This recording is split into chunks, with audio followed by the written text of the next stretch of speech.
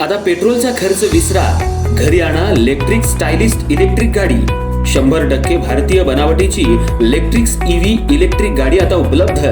5 वर्षांची वॉरंटी, आकर्षक कलर्स आणि स्पोर्ट्स डिझाइन। एकदा चार्ज करा आणि 100 ते 140 किलोमीटर पर्यंत रेंज। अत्याधुनिक सर्व्हिस सुविधा, लोन सुविधा सुद्धा उपलब्ध। आजच भेट द्या साई मोटर्स, किसान चौक, इचलकरंजी। संपर्क 93 73 27 57 52 किंवा 0230 299 77 66। नो पेट्रोल नो टेन्शन, इलेक्ट्रिकचा स्मार्ट पर्याय।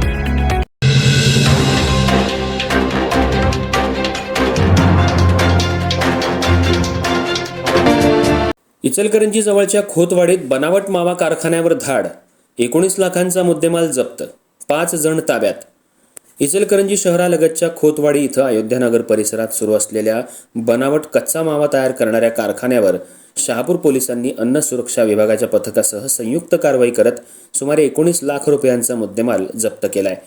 या कारवाईत मोठ्या प्रमाणावर तंबाखू, मावा तयार करण्यासाठी वापरली जाणारी विविध रसायनं, तयार कच्चा मावा तसंच उत्पादनासाठी वापरलं जाणारं साहित्य जप्त करण्यात आलं असून 5 जणांना ताब्यात घेण्यात आले।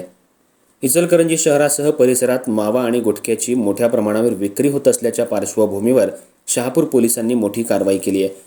पोलीस निरीक्षक गजेंद्र लोहार यांना मिळालेल्या गोपनीय माहितीनुसार खोतवाडी इथं अयोध्यानगर परिसरात एका यंत्रमाग कारखान्याच्या शेडमध्ये बेकायदेशीरपणे कच्चा मावा तयार केला जात होता। या माहितीच्या आधारे पोलिसांनी अन्न सुरक्षा विभागासोबत संयुक्त छापा टाकला।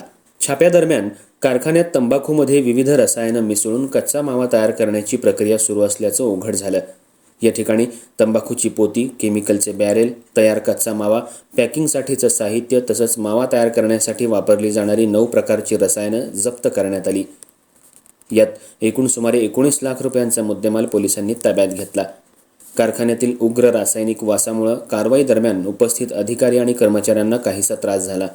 मात्र पोलिसांनी धाडसीपणे कारवाई पूर्ण करत संपूर्ण परिसर सील केला।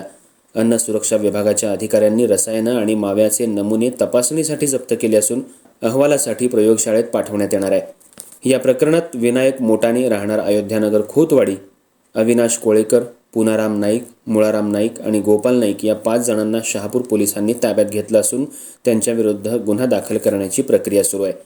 ही कारवाई जिल्हा पोलीस अधीक्षक, अप्पर पोलीस अधीक्षक आणि पोलीस उपअधीक्षक यांच्या मार्गदर्शनाखाली शहापूर पोलीस ठाण्याचे पोलीस निरीक्षक गजेंद्र लोहार, विजय जयसिंग पाचपुते, रमाकांत पांडुरंग पाटील, अन्न सुरक्षा अधिकारी कोल्हापूर तसंच अन्न सुरक्षा विभाग आणि शहापूर पोलिसांच्या पथकानं संयुक्तपणे केली।